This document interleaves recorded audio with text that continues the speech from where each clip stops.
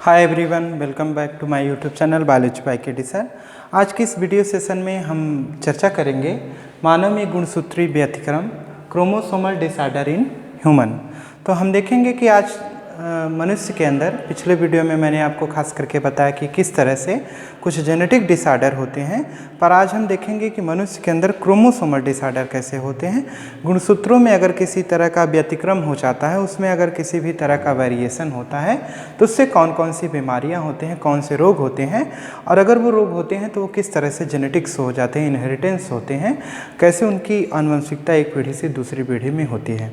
तो इसमें दो कंडीशन होती है, खास करके अगर हम जैसे अगर क्रोमोसोम में डिसऑर्डर को देखें तो जैसे हमें पता है कि ह्यूमन बींग्स के अंदर खास करके जो गुणसूत्र होते हैं, क्रोमोसोम होते हैं, इनका नंबर 46 होता है, 46 होता है। अगर क्रोमोसोम नंबर इंक्रीज कर रहा है, इवन नंबर में इंक्रीज कर रहा है, तो ऐसी कंडीशन को यूप्लॉइडी कहा जाता है। और अगर क्रोमोसोम नंबर जो एनीप्लॉइडी कंडीशन होती है उसमें इंक्रीज करे या फिर डिक्रीज करता है, तो ऐसी कंडीशन को एनीप्लॉइडी कहते हैं। तो यूप्लॉइडी क्या है? जब क्रोमोसोम नंबर इंक्रीज करता है, जैसे हैप्लॉइड नंबर में इंक्रीज करता है, 3n 4n हो जाता है, तो इस कंडीशन को हम लोग यूप्लॉइडी कहते हैं। और जबकि एन्यूप्लॉइडी क्या होता है कि जब क्रोमोसोम का नंबर इंक्रीज या फिर डिक्रीज करता है, तो उस कंडीशन में हम लोग उसे क्या बोलते हैं? एन्यूप्लॉइडी कहते हैं। अब एक बात और यहाँ पे सबसे पहले हम बात करेंगे कि ये क्रोमोसोम क्या होता है, सिंड्रोम किसे हम लोग कहते हैं। तो सिंड्रोम को अगर हम देखें तो जब क्रोमोसोम नंबर में अगर किसी भी तरह से इंक्रीजमेंट हो जाए या फिर उसमें डिक्रीजमेंट हो, मतलब क्रोमोसोम नंबर इंक्रीज करे या फिर डिक्रीज करे, तो ऐसी सिचुएशन की वजह से कुछ प्रॉब्लम्स क्रिएट होती हैं, कुछ अनियमितताएं देखने को मिलती हैं नेक्स्ट जनरेशन में। तो वही जो अनियमितता होती है उसी को हम लोग सिंड्रोम कहते हैं। अर्थात गुणसूत्रों के बढ़ने अथवा घटने से जो भी व्याधियाँ उत्पन्न होती हैं, जो भी रोग उत्पन्न होते हैं नई पीढ़ी के अंदर, उसी को हम लोग क्या बोलेंगे? सिंड्रोम कहते हैं। सिंड्रोम को इंक्रीजिंग और डिक्रीजिंग के बेसिस पे 3 पार्ट्स में हम लोग डिवाइड करते हैं, खास करके जो आपके यूपी बोर्ड के, सीबीएसई के और बोर्ड के लिए खास करके जो इम्पॉर्टेंट हो वो 3 ही सिंड्रोम है। बाकी इसके अलावा भी और सिंड्रोम होते हैं, उसे हम फिर कभी डिस्कस करेंगे। पहले हम केवल ये इन 3 को आज डिस्कस करेंगे। तो सबसे पहला इसमें जो सिंड्रोम है उसे हम लोग नाम देते हैं डाउन सिंड्रोम। तो डाउन सिंड्रोम क्या होता है? डाउन सिंड्रोम जो होगा, इसकी खोज एक लैंगडन डाउन नामक एक साइंटिस्ट ने, जिसने 1866 ईस्वी के आसपास इन्होंने उसकी खोज की।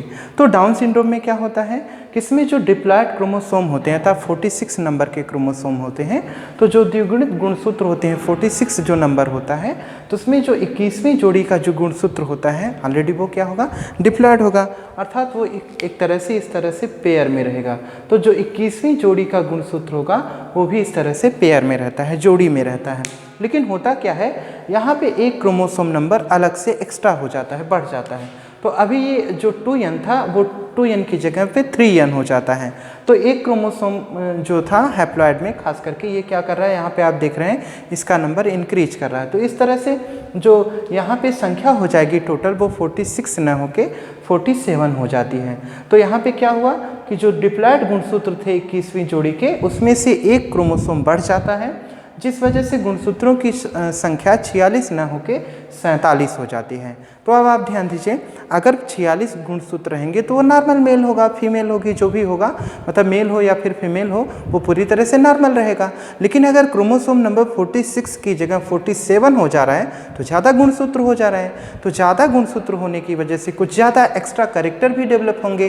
वो एक्स्ट्रा कैरेक्टर क्या डेवलप होंगे, उन्हीं को हम लोग क्या कहेंगे? डाउन सिंड्रोम कहेंगे। जैसे हम बात करें तो इसमें खास करके कुछ लक्षण दिखाई देंगे ऐसे रोगियों के अंदर जिनमें डाउन सिंड्रोम से जो पीड़ित होंगे, उनमें ये जो सिर होगा, तो सिर अक्सर थोड़ा लंबा या फिर हल्का गोल टाइप का होता है।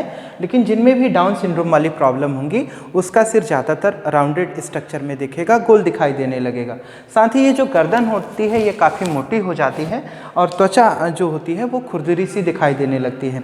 जिह्वा जो होगी वो भी एक तरह से मोटी हो जाएगी और उंगलियाँ ये जो होती हैं ये ठूंठदार, मतलब काफ़ी मोटी मोटी उंगलियाँ हो जाती हैं। मुँह अक्सर वो खुला रखता है हमेशा लार टपकाता रहेगा, मुंह खुला रहता है, लार टपकती रहती है और आंखें उसकी तिरछी होती हैं। तो आप देखते हैं कुछ लोगों में ऐसी समस्या देखने को मिलती है कि उनकी आंखें थोड़ी सी तिरछी होती हैं। तो ज़रूरी नहीं कि उनमें डाउन सिंड्रोम वाली ही समस्या हो, कुछ लोगों में नेचुरली ऐसा होता है कि वो थोड़ा सा तिरछा देखते हैं, देखने वाले को लगता है कि वो तिरछा देखते हैं। तो ऐसा नहीं कि सब में डाउन सिंड्रोम वाली दिक्कत है। तो ज़्यादातर इनमें जो आँखें होंगी वो डाउन सिंड्रोम के रोगियों में वो पूरी तरह से तिरछी दिखाई देंगी।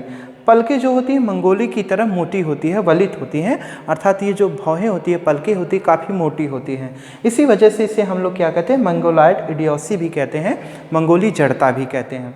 तो ये कुछ इसके सामान्य से लक्षण हुए और इसमें मैंने आपको बताया कि जो 21वीं जोड़ी का गुणसूत्र होता है उसमें एक क्रोमोसोम इंक्रीज कर जाता है, बढ़ जाता है, जिस वजह से जो नंबर क्रोमोसोम का 46 होता है वो 46 की जगह 47 हो जाता है। तो कुछ क्रोमोसोम के बढ़ने की वजह से कुछ एक्स्ट्रा कैरेक्टर इसमें डेवलप होते हैं और इस वजह से ये एक्स्ट्रा कैरेक्टर उसके लिए फ़ायदेमंद नहीं होते हैं, एक तरह से उसमें मेंटल डिसऑर्डर जैसे प्रॉब्लम्स क्रिएट करते हैं। इस वजह से इसे हम लोग मंगोली जड़ता भी कहते हैं। दूसरे नंबर पे हम यहाँ पे चर्चा करेंगे। अच्छा, यहाँ पे अगर हम बात करें ये जो मंगोली जड़ता या फिर डाउन सिंड्रोम वाली जो प्रॉब्लम होती है, नियर अबाउट 700 लोगों में अगर हम कंपेयर करें, जैसे टोटल जो ह्यूमन पॉपुलेशन है उसमें से 700 में से किसी एक व्यक्ति को ये समस्या हो जाती है, किसी एक को। तो 700 काफ़ी बड़ा नंबर होता है। तो 700 लोगों में से किसी एक में ऐसे कुछ लक्षण दिखाई दे सकते हैं। ज़रूरी नहीं कि वो 700 में दिखें ही, लेकिन अगर हम रोगियों में एक एवरेज देखेंगे तो 700 लोगों में से करीब कुछ लोगों में ये बीमारियां देखने को मिलती हैं। दूसरे नंबर पे हम यहाँ पे चर्चा करेंगे टर्नर सिंड्रोम की। तो टर्नर सिंड्रोम क्या होता है, ये खास करके फीमेल्स में होता है। इसमें क्या होगा कि 2n-1 अर्थात जो क्रोमोसोम नंबर होता है उसमें एक जो गुणसूत्र होता है वो घट जाता है। तो जो जोड़ी होती है गुणसूत्रों की अर्थात वो क्या होगी, यक्स यक्स होगी। तो यक्स यक्स की बजाय वो एक सिंगल यक्स हो जाता है। तो यहाँ पे इस तरह से जो 44 ऑटोसोम होते हैं, 44 ऑटोसोम होते हैं और एक 6 क्रोमोसोम होता है। तो जो लिंग गुणसूत्र होते हैं तो ये 23वीं जोड़ी का होगा। तो इसमें कौन सी जोड़ी अफेक्ट हो रही है, 23वीं जोड़ी। तो जो 23वीं जोड़ी का गुणसूत्र होगा, 23वीं जोड़ी का जो गुणसूत्र होगा उसमें एक गुणसूत्र क्या करता है, इसमें डिक्रीज कर जाता है, घट जाता है। ऐसी स्थिति के कारण जो 46 क्रोमोसोम होने चाहिए थे वो 46 की जगह 45 ही हो जाते हैं। 45 गुणसूत्र होंगे। अब इसमें गुणसूत्र की एक संख्या घटी, कम हुई और फीमेल्स के अंदर ऐसा हुआ, तो इस वजह से इसमें कुछ प्रॉब्लम्स दिखेंगी। तो इनके जो सेक्सुअल कैरेक्टर होंगे खास करके उनका डेवलपमेंट सही से नहीं होगा। जैसे हम देखें तो इनमें जो कद होगा वो छोटा होगा। वैसे भी अगर हम देखें तो जनरल तौर पे जो इंडियंस होते हैं उनमें खास करके अब ज़्यादातर यूपी, बिहार और कुछ स्टेट ऐसे हैं जहाँ पे जो लड़कियाँ होती हैं उनका कद वैसे भी छोटा होने लगा है। तो लेकिन फिर भी देखें तो ज़्यादातर जो टर्नर सिंड्रोम से पीड़ित स्त्रियां होती हैं उनमें जो कद होता है वो काफ़ी छोटा होने लगता है। उनका वो का जो साइज होगा, मतलब उनकी जो हाइट होगी वो कम होने लगेगी और उनके जो जननांग होते हैं, रिप्रोडक्टिव ऑर्गन्स होते हैं, वो भी पूरी तरह से विकसित नहीं होते हैं, अल्प विकसित होते हैं। इनका जो वक्ष रीजन होता है, इनका जो ब्रेस्ट होता है वो पूरी तरह से चपटा होता है, जैसे पुरुषों की तरह दिखाई देता है। तो इनका जो ब्रेस्ट रीजन होगा वो वक्ष भाग होगा वो चपटा होगा, पुरुषों जैसा होगा। साथ ही इनका जो अंडाशय होता है, अंडाशय मतलब जो फीमेल होती है इसमें मेन रिप्रोडक्टिव पार्ट्स है, तो जो अंडाशय होगा ये भी अनुपस्थित होगा या फिर विकसित ही नहीं होगा। तो अंडाशय अब अनुपस्थित होगा तो क्या समस्या होगी, जब अंडाशय अनुपस्थित होगा तो ऐसी फीमेल के अंदर जो मासिक चक्र होता है, मेंस्ट्रुअल साइकिल जो होती है वो भी नहीं आती है। तो जब मेंस्ट्रुअल साइकिल एब्सेंट हो जाएगी, नहीं पाई जाएगी, नहीं आएगी मेंस्ट्रुअल साइकिल, मासिक धर्म या चक्र नहीं चलेगा, तो इस वजह से ऐसी स्त्रियां क्या हो जाती हैं, नपुंसक हो जाती हैं, यूंची से बोलते हैं। तो जो टर्नर सिंड्रोम वाली प्रॉब्लम्स होती है ये खास करके फीमेल्स के अंदर देखने को मिलती है, जिसमें जो 23वीं जोड़ी का जो 6 क्रोमोसोम होता है उसमें एक क्रोमोसोम डिक्रीज कर जाता है, घट जाता है, डिलीट हो जाता है। इस वजह से जो क्रोमोसोम 46 होना चाहिए था वो 45 हो जाता है, जिस वजह से इसके जो सेक्सुअल कैरेक्टर होते हैं खास करके उनका डेवलपमेंट प्रॉपर नहीं होता है और इस वजह से स्त्रियां नपुंसक हो जाती हैं, अर्थात वो जनन नहीं कर सकती हैं, पूरी तरह से स्टेराइल होती हैं। नेक्स्ट नंबर पे हम चर्चा करेंगे क्लाइनफिल्टर सिंड्रोम। तो क्लाइनफिल्टर सिंड्रोम को हम लोग क्रिमिनल सिंड्रोम भी कहते हैं। क्रिमिनल सिंड्रोम इससे क्यों कहते हैं? क्योंकि अगर ये वाला सिंड्रोम किसी को हो जाता है तो बच्चा पूरी तरह से आतंकवादी टाइप का हो जाता है, खुरापाती टाइप का होगा। मतलब उसमें कई सारे ऐसे अनवांटेड कैरेक्टर्स डेवलप हो जाते हैं जो कि वो एक तरह से बहुत ही डेंजरस टाइप का होगा। अब क्या बताएं। अब यहाँ पे देखिए जो क्लाइनफिल्टर सिंड्रोम होगा, क्लाइनफिल्टर सिंड्रोम में क्या क्या प्रॉब्लम्स होती हैं। तो क्लाइनफिल्टर सिंड्रोम आप देखेंगे तो ये भी 6 क्रोमोसोम में जो एक्स क्रोमोसोम होता है या फिर जो वाई क्रोमोसोम होता है उसमें इंक्रीज करने की वजह से होगा। जैसे यहाँ पे हम चर्चा करें तो 2n+1, तो इसमें जो कंडीशन होती है वो ट्राइसोमी होती है।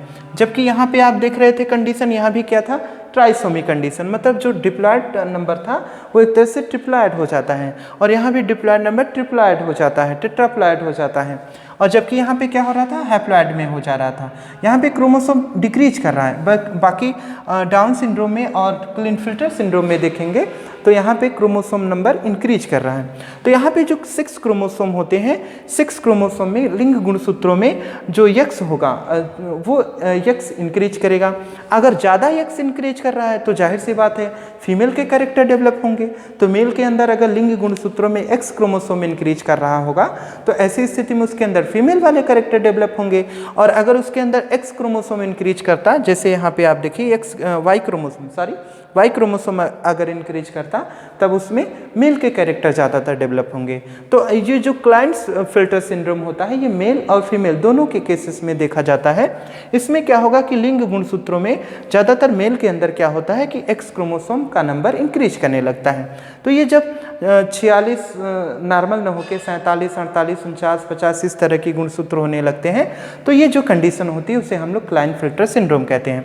अब इसमें क्या होता है, इसमें अतिरिक्त यक्स के कारण जो वृषण होते हैं, तो वृषण टेस्टिस जो होता है मेल का रिप्रोडक्टिव पार्ट, वो छोटा हो जाएगा, उसका डेवलपमेंट प्रॉपर नहीं होगा और मेल के अंदर, पुरुषों के अंदर स्त्रियों जैसे स्तनों का, ब्रेस्ट का विकास होने लगेगा। और जबकि जो एक्स वाई वाले होंगे, मतलब जिनमें वाई वाला कैरेक्टर ज़्यादा होगा, ज़्यादा क्रोमोसोम होगा वाई वाला, ये क्या होंगे, ये मेल होंगे और ये लंबे होंगे, बुद्धू मतलब दिमाग से पैदल होंगे और कामुक होंगे और अति गुस्सैले प्रकृति के होंगे। अगर यहाँ पे कंडीशन आपको ट्रिपल एक्स वाली दिखे फीमेल के केस में तब इसे हम लोग सुपर फीमेल कहते हैं। जरूरी नहीं ट्रिपल एक्स ही दिखे, 4, 5, 6, 7 ऐसा कुछ भी दिखे, मतलब 2 से ज़्यादा अगर एक्स आपको दिखाई देते हैं तो इसे सुपर फीमेल कहा जाता है। और 1 से ज़्यादा वाई अगर दिखाई दे तो इसे हम लोग सुपर मेल कहते हैं। तो इस तरह से जो कंडीशन थी डाउन सिंड्रोम, टर्नर सिंड्रोम और क्लाइनफिल्टर की, वो कंप्लीट होती है। अब हम बात करेंगे जो टर्नर और क्लाइनफिल्टर सिंड्रोम होता है ये कितने लोगों में से किसी एक को होगा। तो इसमें जनरली अगर हम देखें तो 500 व्यक्तियों में, दोनों के केस में देखेंगे टर्नर और क्लाइनफिल्टर में, तो 500 लोगों को अगर कंपेयर करें तो उनमें से किसी एक व्यक्ति को ये दिक्कत होती है। तो आज के वीडियो में बस इतना ही, बाकी हम नेक्स्ट वीडियो में मिलेंगे, तब तक के लिए धन्यवाद।